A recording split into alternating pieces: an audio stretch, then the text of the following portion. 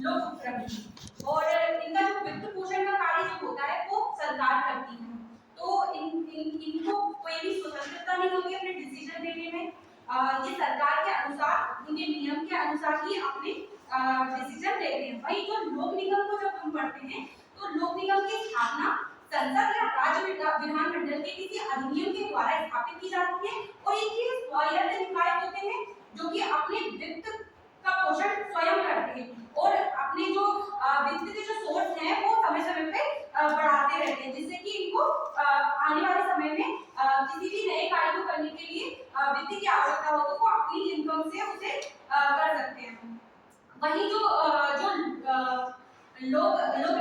लोक उपक्रम में जब उदाहरण देखेंगे तो इसमें भेल, सेल, गेल, ओएनजीसी इसके उदाहरण होंगे। वही हम जब लोक निगम की बात करते हैं तो इसमें भारतीय डाक विभाग, भारतीय विमानपत्तन प्राधिकरण और एलआईसी इसके महत्वपूर्ण एग्जाम्पल हैं। जैसे कि अब हम लोक निगम के बारे में बात कर रहे हैं, तो लोक निगम एक ऐसा सरकारी संगठन है जो विशेष अधिनियम के तहत स्थापित किया जाता है।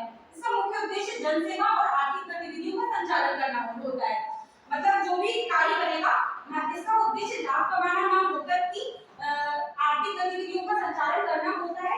ऐसी गतिविधियां, ऐसे कार्य जो सरकार मतलब जो प्राइवेट क्षेत्र के जो लोग हैं वो इसमें ऐसे क्षेत्रों में इन्वेस्ट करना नहीं चाहते, तो सरकार क्या करती है, इनकी स्थापना का मुख्य उद्देश्य क्या होता है, जनसेवा। ये संस्थाएं सरकारी नियंत्रण से पूर्णतः तो नहीं पर कुछ हद तक मतलब स्वतंत्र होती है, अपने निर्णय को लेने में ये ऑटोनॉमस प्रवृत्ति की होती हैं।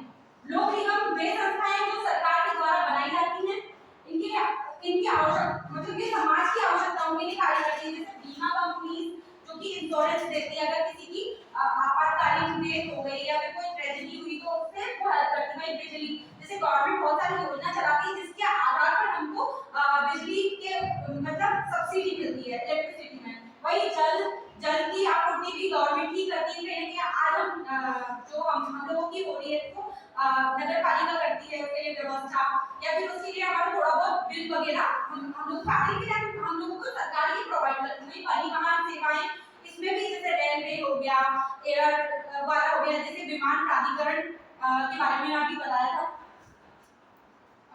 और इसका जो महत्व है वो समझना बहुत महत्वपूर्ण है। इसका महत्व होता है जन सेवा की भावना, मतलब हमेशा ये जन सेवा की भावना लेकर चलता है। महंगे और जरूरी उत्पादों को जनता तक पहुंचाना। कुछ ऐसे उत्पाद होते हैं जो कि जिनमें प्रॉफिट होने की संभावना बहुत कम होती है लेकिन वो बहुत कॉस्टली होते हैं, तो सरकार क्या आम जन को इन सुविधाओं को प्रोवाइड कराती है। वही रोजगार के अवसर सृजित करना, ये कहीं ना कहीं जो लोक निगम है ये रोजगार का सृजन का भी कार्य करते हैं। जैसे एलआईसी है तो उसमें बहुत सारे लोगों को जॉब मिलती है। वही भारतीय विमान प्राधिकरण है उसमें भी जॉब मिलती है। वही डाक विभाग है तो उसमें भी, तो कहीं ना कहीं किसी अधिकारी की ही नियुक्ति होती है जिससे कि रोजगार का भी सृजन होता है। वही निजी क्षेत्र के शोषण पर रोक लगती है। जब लोक निगम कार्य करती है, जैसे बीएसएनएल जो कंपनी है तो ये सरकारी कंपनी है। वही जो जियो कंपनी है वो प्राइवेट कंपनी है। तो जैसे कि आज जियो का नेटवर्क बहुत अच्छा है, उसकी कम्युनिकेशन सिस्टम बहुत अच्छा हो गया है, तो उसने जब देखा कि कोई कंपनी उसको टक्कर नहीं दे सकती या फिर उसके बराबर में खड़ी नहीं हो सकती, तो उसने अपने रेट को एकदम बढ़ा दिया है। वही जो बीएसएनएल है उसकी मतलब टेक्नोलॉजी का इतना विस्तार नहीं हुआ, उसका कम्युनिकेशन और उसके जैसे नेटवर्क के टावर वगैरह का अभी इतना अच्छा नहीं है, मतलब नेटवर्क हर जगह वहां पे उसके नहीं मिल पाते, तो उसको क्या है कोई यूज नहीं करना चाहता, तो वो सरकारी कंपनी है तो कहीं ना कहीं वो लॉस में है।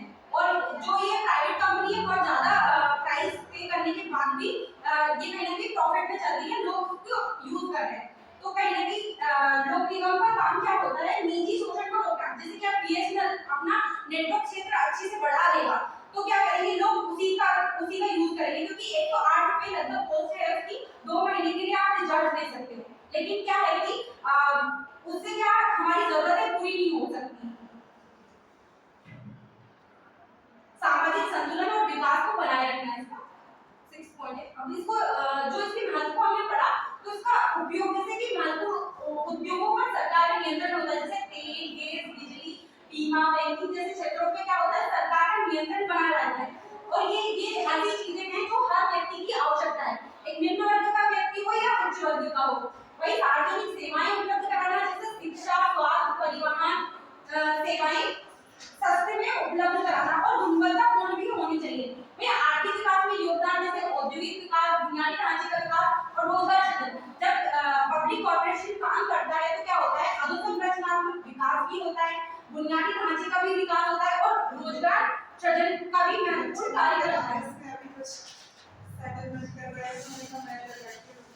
एकाधिकार पर नियंत्रण होता है, जैसे कंपनी के द्वारा जो शोषण किया जाता है। जैसे हम लोग पॉइंट में जियो और बीएसएनएल का जो एग्जांपल देखा, तो यहाँ पे भी कहीं ना कहीं लागू होता है कि कोई जो प्राइवेट कंपनी होती है, जो व्यक्तिगत संस्था होती है, वो शोषण करती है समाज में। तो सरकार का काम पब्लिक कॉर्पोरेशन के तहत क्या होता है, समाज का शोषण को रोकना। वही सामाजिक कल्याण लाभ कमाने के हित से नहीं करता है, इसका मुख्य उद्देश्य समाज कल्याण होता है, प्रॉफिट गेन करना इसका मेन उद्देश्य नहीं होता। और जब इनका संवैधानिक प्रावधान देखते हैं तो डायरेक्ट तौर पे किसी भी अनुच्छेद में लोक निगम या पब्लिक कॉर्पोरेशन के बारे में प्रावधान नहीं है, लेकिन कुछ आर्टिकल ऐसे हैं जैसे अनुच्छेद 12, 19, 6, 298, 299 और 77, 166। ये आर्टिकल ऐसे हैं, इनसे इनडायरेक्ट तौर पर सरकार क्या इन संस्थाओं की स्थापना कर सकती है। भारत में लोक निगम की स्थापना, तो वैसे तो ब्रिटिश काल से ही इन पब्लिक कॉर्पोरेशन की स्थापना के बारे में प्रावधान मतलब माना जाता है कि वहां से हो रही है शुरुआत, लेकिन कहीं ना कहीं इनकी शुरुआत स्वतंत्रता के बाद से मानी जाती है। और हमारा पहला लोक निगम जो था वो दामोदर वैली कॉर्पोरेशन था, जिसकी स्थापना 1948 में हुई थी। और इसका उद्देश्य क्या था, जल प्रबंधन, सिंचाई, बाढ़ नियंत्रण और बिजली का उत्पादन। यह भारत सरकार का प्रथम सार्वजनिक निगम था और मतलब बहुत महत्वपूर्ण माना जाता है, एग्जाम्स में भी पूछा जाता है इसके बारे में। अब इसके कुछ एग्जाम्पल है, जैसे दामोदर वैली कॉर्पोरेशन हमने लिखा है, वही इंडियन एयरलाइंस कॉर्पोरेशन, अब उसको एयर इंडिया के नाम से जाना जाता है। वही Life Insurance Corporation of India, LIC, और State Trading Corporation, Oil and Natural Gas corporation.